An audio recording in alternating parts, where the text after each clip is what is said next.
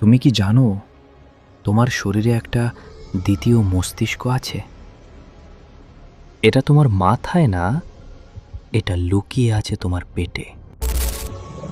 X ray scan করলে দেখা যায় হাজার হাজার নার্ভ সেল, ঠিক মস্তিষ্কের মতো। ডিস্টেন্স মার্কার ব্রেইন রাখতো gut equal to 9 metre nerve network.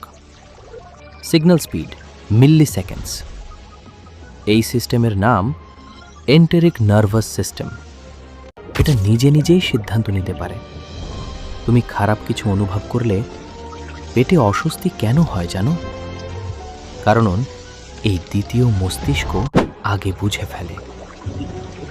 Microscopic লেভেলে ট্রিলিয়ন্স অফ ব্যাকটেরিয়া তোমার চিন্তা ও মুড কন্ট্রোল করছে।